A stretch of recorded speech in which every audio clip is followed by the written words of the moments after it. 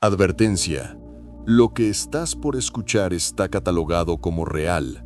Sin embargo, ni tú ni yo estuvimos presentes en el lugar de los hechos, así que lo mejor es mantener la mente abierta y que cada uno saque sus propias conclusiones. Yo soy el documentalista y esta es la historia de el hombre que quedó atrapado en el Triángulo de las Bermudas.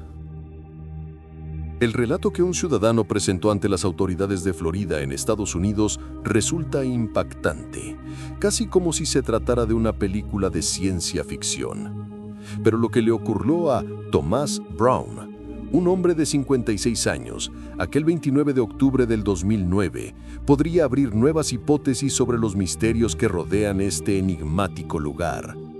Quizás incluso dar respuestas a fenómenos que hasta hoy permanecen sin explicación. Ese día, Tomás partió al mar con su embarcación, saliendo desde la costa de Florida. En su habitación de hotel dejó una nota dirigida a su esposa Marta, explicándole que solo saldría a dar un paseo en bote y que volvería pronto. Lo curioso es que esa misma noche debía asistir con ella a una ceremonia en la que lo premiarían por sus 3 décadas de trabajo en una empresa dedicada a la construcción de piscinas. Pero lo que nadie imaginaba es que esa sería la última vez que lo verían, al menos durante los siguientes 7 años. Las autoridades emprendieron una búsqueda intensa, pero tras varios días anunciaron el fin del operativo. Tomás había desaparecido sin dejar rastro. Ni amigos ni familiares sabían nada de él, como si la tierra o el mar se lo hubiesen tragado. El tiempo transcurrió.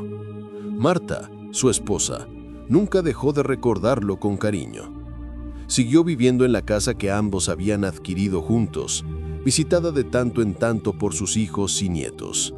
Y fue así hasta que, el 25 de agosto de 2016, recibió una llamada inesperada de la policía de Florida. Le pidieron que se presentara de inmediato en el North Brevard Medical Center, relacionada con el caso de la desaparición de su marido. Marta pensó que tal vez habían encontrado la embarcación o algún objeto personal, pero al llegar al hospital, su mundo se detuvo. Ahí, sentado en una camilla, estaba Tomás.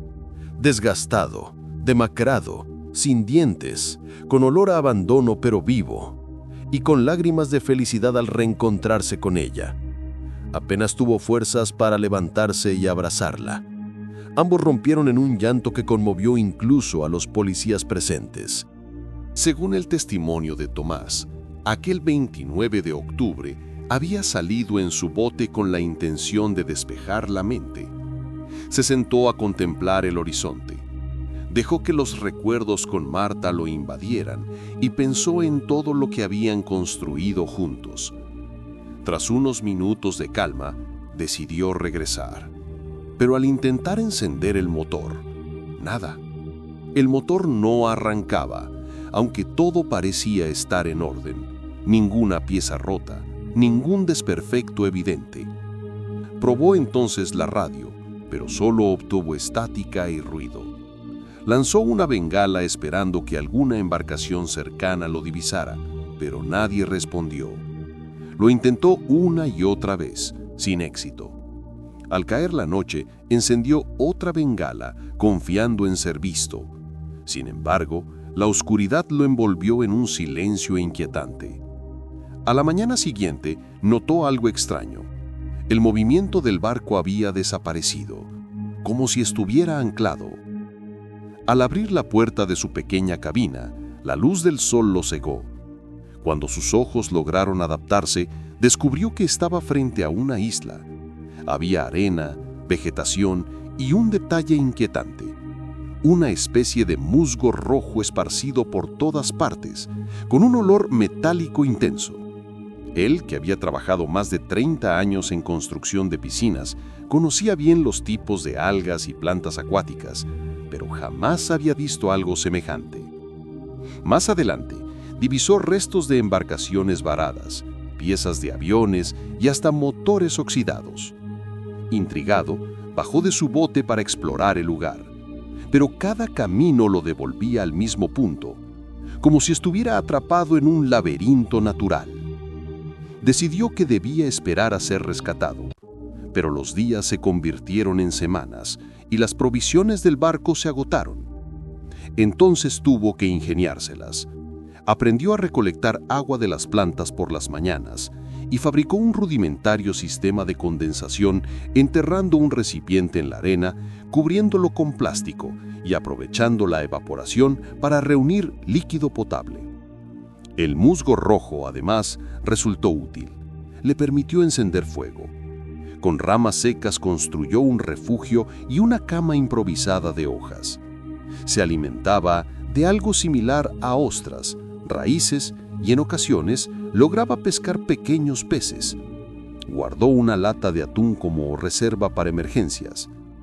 Pero lo más desconcertante era la presencia constante de un mono que lo observaba desde la distancia.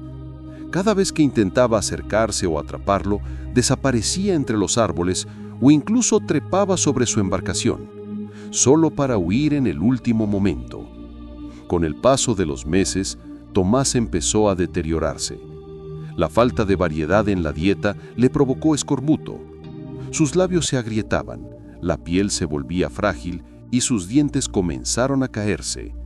Flaco, débil y sin esperanzas, temió morir solo en aquella isla. Cuando Tomás sintió que la vida se le escapaba, tomó una decisión desesperada. No moriría allí sentado esperando.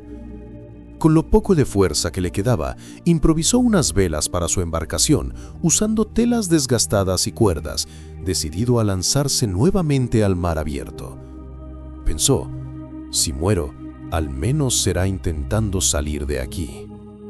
Pasó horas remando, con la mirada perdida en el horizonte. La soledad y el cansancio le hicieron dudar de su propia cordura. Creyó que tal vez ya estaba muerto o que aquel lugar era una especie de infierno personal del que no podía escapar.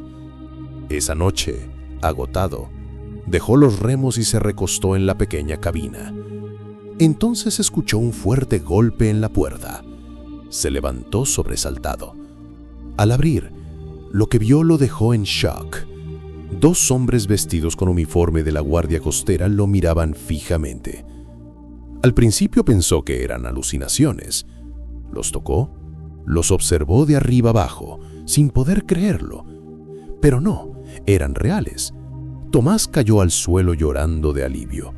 Después de tantos años, por fin lo habían rescatado. Fue trasladado inmediatamente al North Broward Medical Center, donde lo esperaba Marta. Tras unos días de recuperación, recibió el alta médica. Sin embargo, su historia dejó más preguntas que respuestas. ¿Era real aquel mono que lo observaba o producto de su mente agotada? El musgo rojo que describió no existe en esa región y el que conocemos en el mundo suele crecer en agua dulce, no en agua salada. ¿Qué era realmente esa sustancia? Tomás aseguraba haber pasado casi un año en esa isla, pero en realidad desapareció durante 7 años. ¿Se trató de un error de percepción o de un salto en el tiempo? ¿De dónde provenían los restos de barcos y aviones que dijo haber visto? ¿Por qué decidió regresar al mar solo después de un año y no antes? ¿Era aquella isla un simple paraje aislado o pertenecía a otra dimensión? Yo soy el documentalista y este fue el relato de El hombre atrapado en el Triángulo de las Bermudas. Gracias por acompañarme y hasta la próxima.